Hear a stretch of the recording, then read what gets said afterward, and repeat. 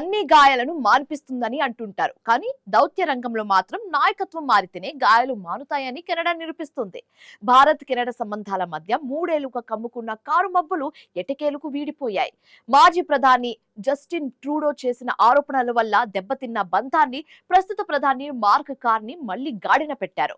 తమ దేశంలో జరిగిన హింసాత్మక నేరాలతో భారత్ కు ఎలాంటి సంబంధం లేదని కెనడా ప్రభుత్వం అధికారికంగా ప్రకటించడం ఇప్పుడు అందరినీ ఆశ్చర్యపరిచింది.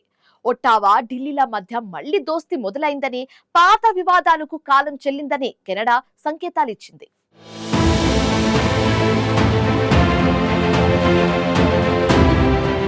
అంతర్జాతీయ రాజకీయాల్లో ఎప్పటికప్పుడు మార్పులు జరుగుతూనే ఉంటాయి. కానీ కొన్ని సందర్భాల్లో ఆ మార్పులు రెండు దేశాల మధ్య సంబంధాలను పూర్తిగా ప్రభావితం చేస్తాయి. ఇప్పుడు అలాంటి కీలక మలుపు భారత్ కెనడా సంబంధాల్లో కనిపిస్తోంది. మాజీ ప్రధాని జస్టిన్ ట్రూడో హయాంలో తీవ్ర ఉద్రిక్తతలకు గురైన ఈ ద్వైపాక్షిక సంబంధాలు ప్రస్తుత ప్రధాని మార్క్ కార్నీ నాయకత్వంలో మళ్లీ సానుకూల దిశగా పయనిస్తున్నాయి.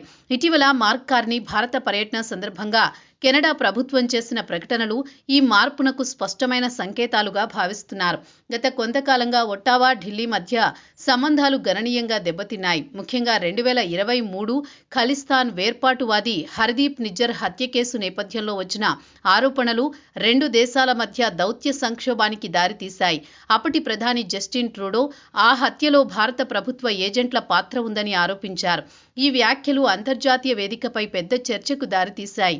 భారత ఆరోపణలను పూర్తిగా ఖండించింది, నిరాధార ఆరోపణలని స్పష్టం చేసింది.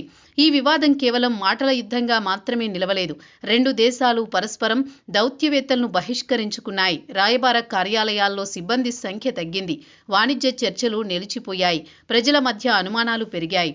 అంతేకాదు, అంతర్జాతీయ స్థాయిలో కూడా ఈ ఉద్రిక్తతలపై విశ్లేషణలు జరిగాయి. భారత్ వంటి ఎదుగుతున్న శక్తితో కెనడా సంబంధాలు దిగజారడం ఆ దేశ విదేశాంగ విధానంపై ప్రశ్నలు లేవనెత్తింది.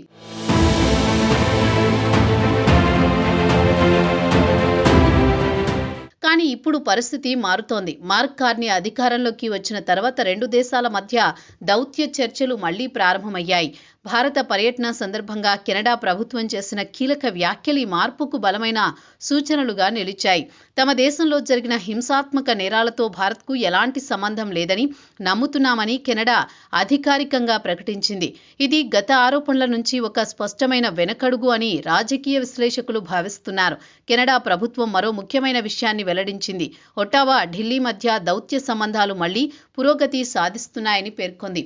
జాతీయ భద్రతా సలహాదారుల స్థాయిలో చర్చలు జరుగుతున్నాయని, బలమైన దౌత్య సంబంధాల కోసం రెండు దేశాలు కట్టుబడి ఉన్నాయని వివరించింది. ఇది కేవలం సాధారణ ప్రకటన కాదని, భవిష్యత్తు సహకారానికి బాటలు వేస్తున్న సంకేతమని భావిస్తున్నారు. గతంలో భారత్పై చేసిన ఆరోపణలు, విచారణలు లేదా ఇతర చర్యలు కొనసాగించడం లేదని కెనడా సీనియర్ అధికారి స్పష్టం చేశారు. సంబంధాలను మరింత దిగజార్చే దిశగా కాకుండా సమస్యలను పరిష్కరించే దిశగా కెనడా ముందుకొస్తోందని విశ్లేషకులు చెబుతున్నారు. ఇది రెండు దేశాల మధ్య నమ్మకాన్ని పునరుద్ధరించేందుకు సహాయపడే అంశంగా చూస్తున్నారు.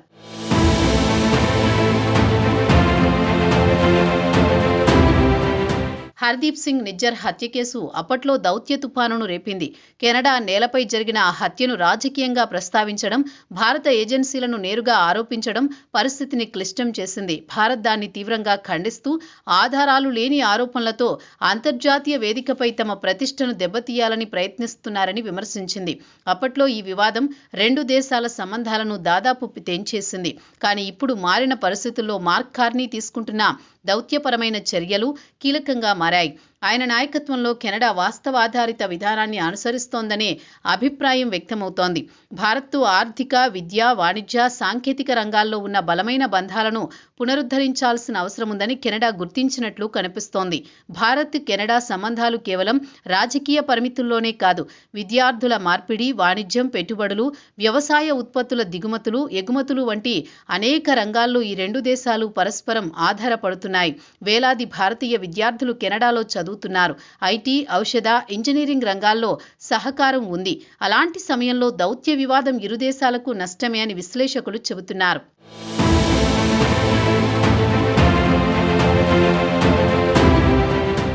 మార్క్ కార్నీ నేతృత్వంలో కెనడా తీసుకుంటున్న సానుకూల వైఖరి భవిష్యత్తు చర్చలకు బాటలు వేస్తోంది.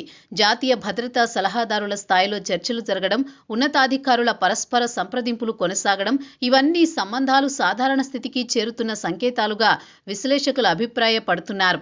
పరస్పర గౌరవం, ఆధారాల ఆధారంగా వ్యవహరించడం, ప్రజాస్వామ్య విలువలను గౌరవించడం రెండు దేశాల మధ్య నమ్మకానికి పునాది కావాలని సూచిస్తున్నారు.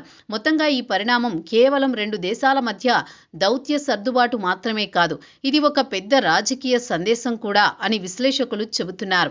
ఆరోపణలు చేయడం సులభమేనని, కానీ ఆధారాలు లేకుండా చేసిన ఆరోపణలు సంబంధాలను దెబ్బతీస్తాయని, దానికి కెనడానే ఒక ఉదాహరణ అని చెబుతున్నారు.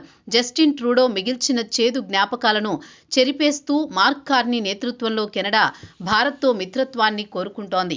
ఆరోపణలను ఉపసంహరించుకోవడం అనేది భారత దౌత్య విజయం మాత్రమే కాదు, కెనడా తన విదేశాంగ విధానంలో చేసిన ఒక పరిణితి చెందిన నిర్ణయం.